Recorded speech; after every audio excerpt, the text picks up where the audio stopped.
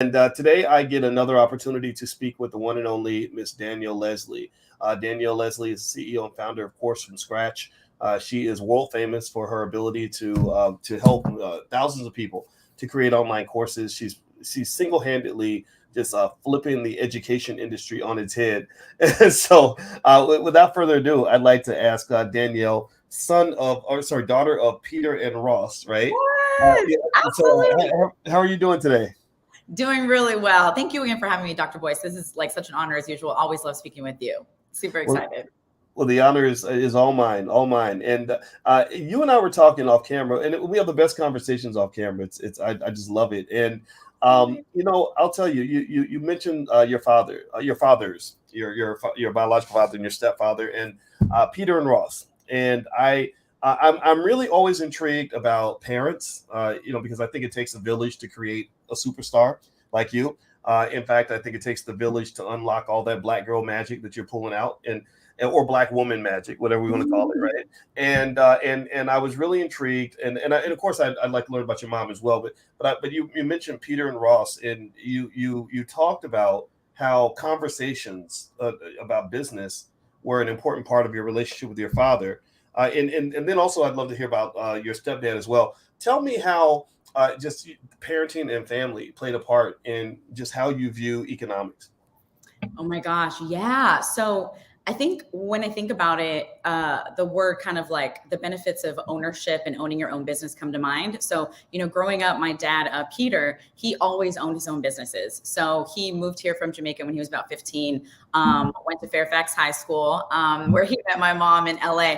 And he always, he owned his own home in Inglewood, still has it to this day. Had a car repair shop, had IT consulting services. So I grew up knowing about the possibility to have ownership in your own business. And I watched him as he would employ my brothers. They would work with him at the shop. He would give them opportunities to like help him run the business. So yeah, so to this day, I mean, I think what I inherited from him, even though I grew up with my stepdad Ross, but when I would see my dad Peter, it's almost like I definitely had it in my DNA how he was, which I think is really important in today's world. He's a tinkerer. He has a childlike curiosity. He loves learning new things. And he was always fascinated by technology. So he always worked in IT, but he also loved doing things with his hands. So I've learned that I've inherited that, with like building this business, building the life, finding connections and figuring out, well, how do I make this work? And how do I set this thing up? I definitely inherited that from him. And so to this day, like our conversations are majority business. He loves calling me, hey, Danny, I got this idea for this business. What do you think? And we'll talk through the numbers. So yeah, so that's been a big part of my relationship with Peter. Wow. So everybody who just came in, I'm speaking with Danielle Leslie, and today's magic word that I want us to start the day off is I want everybody in the chat to type the word business. Type the word business because I believe that business and economics is not just educational, Danielle. I believe that it's also cultural. I believe that the economic culture that you grow up with in your household shapes how you view money, how you view business, just how you go about getting money. I have a friend who does real estate, and he actually started off as a drug dealer. And when you ask him, well, how did you end up becoming a drug dealer? You're so smart. He said, well, that's what everybody in my family did. So when Wow. it was time to get money, you were flipping bricks and grams and kilos and whatever else, and that was the business language he learned early. In my household, the culture was get a job. Now, anybody in the chat, let me know if you can identify with this. So if you went up and you were 10 years old and you said, Dad or Mom or Uncle so and so, how do I get money? I want to have some money. They would say, get a job. So what I did was when I was about 11 years old, I got a job. I used to sell candy door to door, and I made about $30 a week or something, which seemed like $1 billion to me at that time. And then I started selling newspapers and working in restaurants and all that. And I thought that, okay, if I want to climb this economic ladder, I got to get better jobs and work harder on those jobs. And I didn't know anything about that other side of the world. So can you speak to that in terms of just culture and how important that is when it comes to determining economic outcomes and choices? Absolutely.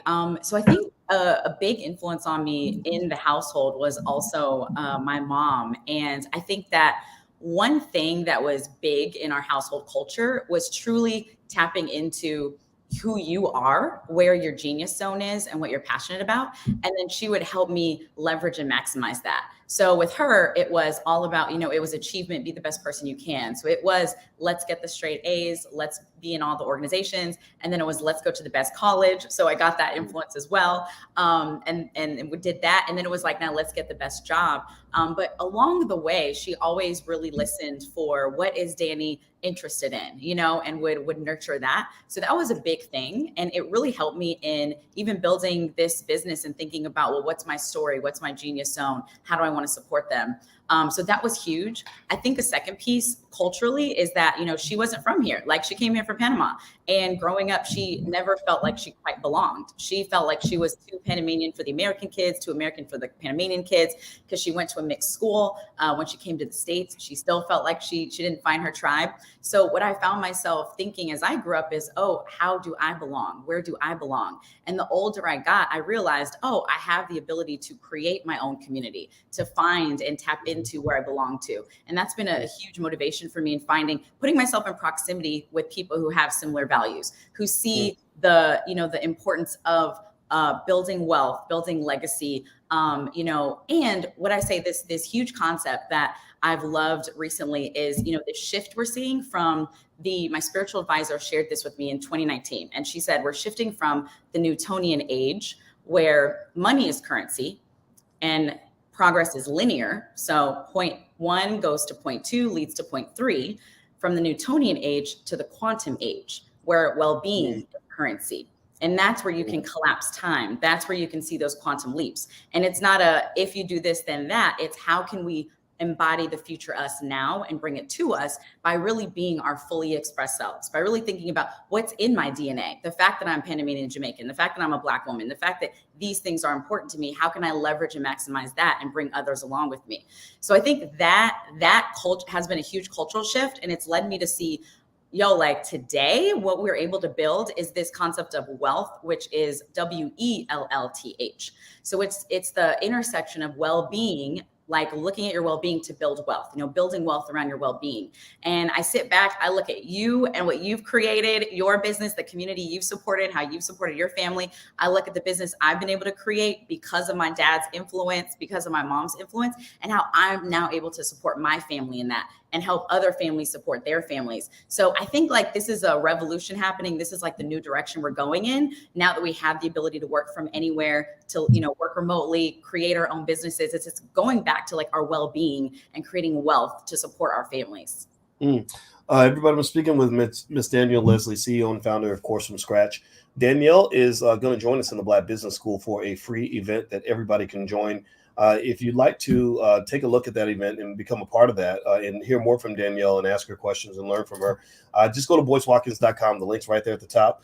And I'd love for you guys to join us. So everybody's welcome. Hit the thumbs up button, thumbs up, share, subscribe. Now I have to make sure I go full circle on this. I mentioned Peter and Ross. Now, what is your mom's name, if I may ask? Francesca. Francesca. Okay, yeah. Peter, Ross, and Francesca. I ask about parents because I think the apple doesn't fall far from the tree, and I think that we don't. Sometimes we forget, that great children are manufactured. Either great in a bad way or great in a good way, right? You have some families that will produce a Malcolm X, and some produce a Malcolm Little, and both of those are great men. They're just great in different ways, right? And one's great in a good way and versus a bad way. So I would say that. When we're talking about family and culture and everything else, one thing that's interesting to me is you also talked about ownership and how ownership just gives you options that you don't have when you don't have ownership. Can you kind of speak to that? Yeah, absolutely. And it's interesting. I think another cultural value that I've had to speak to is empathy, which I was my mom was a huge influence on that. I remember she would pray every night, and she said, and I was like, Mom, what do you pray about every night? And she said, for you girls, and it was me and my sister Giselle. So it's like for you girls to have empathy. And that's been a huge just thing with, bringing the family with me. So going to ownership, I think about the paradigm shift, which we talked about a little bit before, from being an employee to being an employer. So the fact that having my own business, being able to own 100% of it, that means I'm now able to employ my family. So I remember flying out my family for Thanksgiving using the points from my Amex card because, you know, all the business expenses go on the Amex. We get them points and I'm able to like fly the family out and host them at my home, right? It's the fact that on my mom, her dream was to buy her next home, and I was able to help her buy it and give her the budget to do the renovations. And so now she you know, has her home. And then I loved the point. So I went to brunch. I treated my mom and my sister to brunch. And I was sharing with you that my sister is going to be a first-time mom, and she's doing like 2 days. So the countdown is real. And I remember taking them to Mother's Day brunch. And, you know, we're talking about the birth and okay, where's the hospital? We're doing hospital tours. And then it dawned on me, because, you know, I run a business. So I'm like, wait, how much is it costing you? Like, do you need something from me? And they're like, no, like it's covered. Like, and I'm like, how? And they're like, through the health benefits, because your company employs us. And I was like, wait, like, you're telling me this thing I created now gives you the ability to have a baby, like create your family because of this business, because you work for me. And you go back to that of the well-being, you know, the wealth around your well-being. Family is a big part of that. So because of this business, I have my family in proximity. They've been able to move out to New York to be in close proximity. My sister works for me in the business. So I see her Monday, Wednesday, Friday, and we be catching up and talking. And she's a big part of my well-being. You know, I see my mom every other week, and she works in the business. She was doing sales calls only because she loves it. She's a hard worker. She's like, Danny, can I do some of these sales? I was like, do the training, mommy, get on them calls. She's like, listen to my sales call from yesterday, give me feedback. I'm like, yes, mommy, I will. So it's really like become a whole family business, which I honestly never saw. You know, as a little kid, you never think that would be possible. So that shift to ownership means I have the ability to bring my family in on this, to support them and support the next generations. Even my cousin, he's in New York for college. And he's like, hey, you know, I'm looking for this internship, and I'm able to actually pay for his housing for the summer. I said, listen, Javi, I got you. Like, I'll cover your expenses for your Airbnb, so you don't have to go back home. I want you to get the internship. And he's going to do some video work for me and produce some like videos, you know, for the business. So it really has turned into a family business and something to support everyone, because I own 100%. So I can call the shots and say how we're going to support each other. Yeah, well, you know, I love that a lot. It's and everybody, by the way, I want to make sure everybody knows I'm talking to Danielle Leslie, CEO and founder of Course from Scratch. And also, if you go to boycewatkins.com, right there at the top, there's the link where you can join us on July 2nd for a special event that Danielle's going to do. It's totally free. So if you'd like to learn from a brilliant millionaire, then that's the place to be. And so, so to continue that thought, I think that what you said I take notes when you're talking, because I think I love that. I'm an avid note taker, and I literally like write down almost every word when I'm talking to people. So yeah, and it's really hilarious to me, because I'd seen your work for so many years, and I was really kind of astonished by how many things we had in common. Because when you mentioned that your father was Jamaican, I said, oh, well, my kids in my house, their biological dad is Jamaican. And I went out of my way to learn about Jamaican culture so that I could be a better bonus dad to the kids, right? That's amazing. And you know, we went there a couple of times and everything else. And then what's also interesting is your mom's Panamanian, your mom Francesca. Let's give a shout out. Everybody type Francesca in the chat. F-R-A-N. Hey, mommy. How you spell it? F-R-A-N. What's the rest? C-E-S-C-A. C-E-S-C-A. So everybody give a shout out to Francesca. You know, she's Panamanian, and it's funny because I married my wonderful, lovely wife, and the other time I was going to get married, I was engaged to a woman who happened to be from Panama. Wow. Yeah, which is nuts, right? And an awesome lady, and we chose not to do it, but she was such a great person, and I really like, you know, what you're describing when you're talking about family. You know, I tell people all the time, the best blessing I ever had in my life was when I was 12 years old and my mother made me babysit my little brother and change his diapers 40 hours a week. Like I literally used to babysit him 40 hours a week for $20 a week. So you do the math, that's 50 cents an hour. And it drove me crazy. I couldn't go outside and play. I was mad all the time. I had to get up at 7 o'clock in the morning to change these little stinky diapers. Oh my goodness. But check this out though. You talk about an investment that has paid dividends.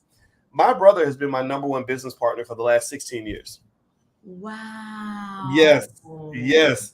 And I'm talking about this type of loyalty you cannot buy. You cannot buy the loyalty of a good sibling, you know, the work ethic, the support. He's smart, you know, he's not, you know, he and I were at the, we went to go meet up with the folks at Teachable this weekend, and, you know, and he was right in the room and saying really intelligent things. It wasn't like one of those, you know, sometimes you get those relatives when you feel like you got to drag them along. Yeah. You know what I'm talking about. And he's not that category. I'm so proud of him. And what you're saying is so true.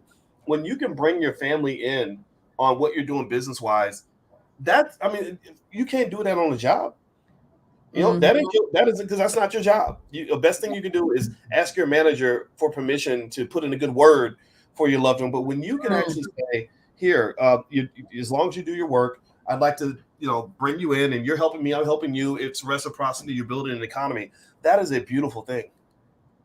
Yes, that's such a great point, and it had me have this visual of, you know, the new boardroom and what that looks like. So I see previously at a job, if we're in the boardroom, we are one person, but there aren't any family members. We may have a say. We may not feel we have the space to have a say. And when I look around what we've created, we are the new boardroom. All these business owners who look like us, we have the ownership in our businesses.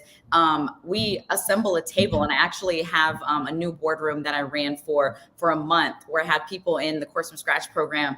I wanted to show them, like, look at the screen, look around, like, this is what the new boardroom looks like. Like, these are all people who have made the multiple 6 figures, 7 figures. We're all sharing what's happening, not only in our businesses, but in our families, how we're supporting them, how we're bringing them forward. So that's really like what I heard and what I was visualizing when you shared all that. We really have the ability to call the shots. Yeah, and we're supposed to call the shots. You know, there are so many communities out there that where family businesses is just a way of living, and that's just the culture. And I really think that the power move for our people in this century is to really drill that in the culture. You know, we have so many crazy, ridiculous stereotypes that are associated with being Black. I think it's time to flip that on its head and find some good stereotypes. You know, we are the most educated. We are the most economically intelligent. We do work together. We start the most businesses. We buy the most real estate. We make the most moves financially. I think that's doable. I really do. And it's because of people like you. And I want to ask you about this, actually, speaking on that same thread. Course from Scratch, because you've helped so many thousands of people, what do you think is kind of happening overall in this sort of online education space? It almost seems to me that a lot of people, instead of going back and spending $50,000 for a master's degree, they're going to people like you, the gurus and the masterminds, to help them to find ways to either make money or find ways to learn what they need to learn, or both. Right. And it's creating this whole crazy new economy that's got to be worth billions. What are you sort of seeing in the online educational space, and what can we kind of learn from that? Oh my gosh. So it's interesting because you mention our power as Black people, and the words that come to my mind was, you know, the creativity, the ingenuity, the originality. Like, we really are the genesis. We're the beginning and the end. And when you think about the online education industry and where it's heading, I just think we're going back to the beginning. Like, we're going back to where we came from. We talked a little bit about this, but, you know, we're remembering who we are in a previous conversation. So what that means is, if you think about the early days, it was about apprenticeship. It was about learning a trade from someone who had already done it. That is where we started. And that's what online education is about. It's about finding someone who has already done what you've done and learning from them, learning the trade, learning the craft, learning the how to do, right? And oh shoot, I lost my train of thought. I was gonna say, Take your time. It's like church. You know, when somebody's singing, everybody's like, take your time, man. It's okay. I know, right? Yeah. Oh, got it. So when I think about online education, another paradigm I think about is, so the shift from the industrial age, right? And so our current school system is modeled after that, right? The factory system, where you go to school and you learn how to follow directions, because they were training you to work in a factory. And the point of the factory was efficiency, right? So we don't need you to ask questions or think critically or get creative and brainstorm, because you're going to mess up our efficiency. We just need you to come in and follow the handbook that we gave you. So school in the industrial age, and still is, training us to be that, right? To be that person on the assembly line. And so then we saw the shift to the industrial age, where the age of, computers, where we're actually able to create things. And what we're seeing now, right, is taking it further, which is, I call it the culture ad economy. Esther Perel calls it the identity economy. So from the industrial economy to the identity economy, and I call it the culture ad economy. So that means we are leveraging our cultural advantage to build businesses, to reach new markets we couldn't reach before. And so when you're creating an online course, think about what that is. It's you owning your identity, your story, the fact that I am first generation, daughter of Panamanian, Jamaican, grew up in a household that was like, let's go, let's get it, let's excel, let's be empathetic at the same time. So using whatever your life experiences are to create a program, right? To figure out what was some results, experiences, skills I got in my life, and how do I turn that into a teachable framework so I can reach and teach people like me who are struggling with the things that I struggle with. And guess what? There's probably no one who looks like us who's teaching that. So we have the ability, with where online education is going, to tap back into our culture ad and realize that, we have something really special, and we have people who are going to line up to get that mentorship and that apprenticeship. And so that's where online education is headed. It's about getting very specific and teaching people this one thing that only you know how to do. Yes. Well, I really like that a lot. And I would say that it was ripe for this transformation, because the educational system has gotten so weird, with student loans being ridiculous. And, like, I know with our people, half of all Black college graduates default on their student loans. And you're smart. You're smart to know that how that just cripples your ability to build wealth later on, because now your credit's ruined. Your net worth is deeply negative. I mean, you're literally ripe for the corporate plantation. Like, they're going to just pull you in, and, next thing you know, you spend your whole life and you feel like you've been pimped the entire time, and I don't want that for people. I don't want you to die at your desk, old and tired, and feel like you've been running a marathon and didn't go anywhere. Right. And I think that just sort of shifting the framework early in terms of how we understand what wealth looks like, that family is an important part of wealth, and also that how culture and education and wealth and all that, how all that ties together, right? It was the culture created by Peter and Ross and Francesca that led them to educate you in a specific way that defined and shaped your values to make you into the woman that is changing the world, right? And that's what I just love about it. And I'll say this, everybody, it just to make sure we're all on the same page.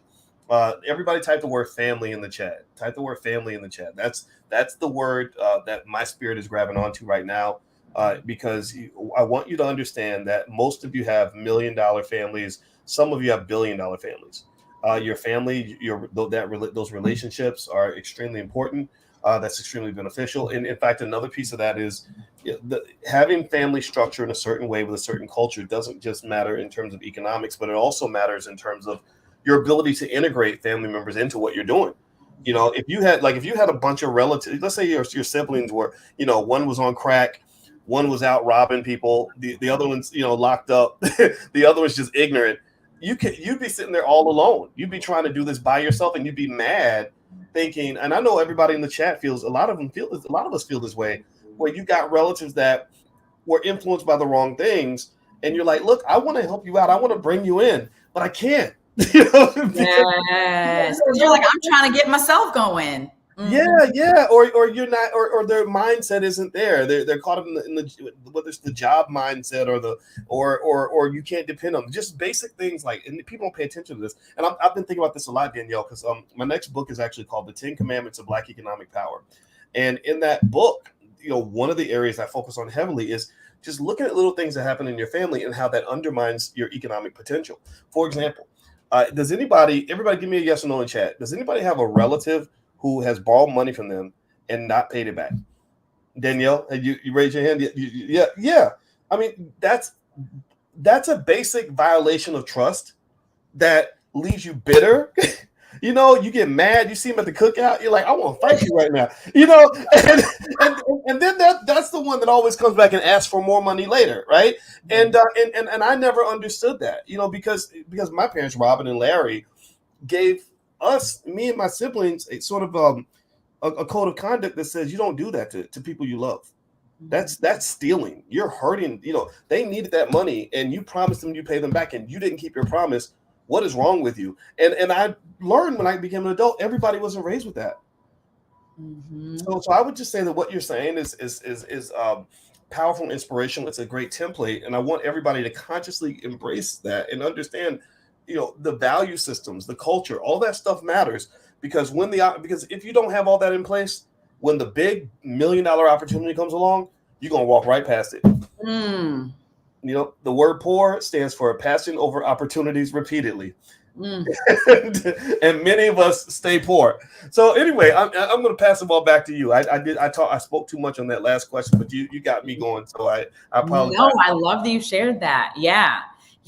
I mean, I think it's really interesting, because it's like if we weren't raised with certain values that are in support of our economic empowerment, the beautiful thing about what you've created, Dr. Boyce, what we've created over at Course from Scratch, is there is an extended family, and we have our arms wide open. So I talk a lot about being the first. And of course, I'm standing on the shoulders of giants. I'm here because of my ancestors, everyone who came before me, including my mom, Francesca, dad, Ross, dad, Peter.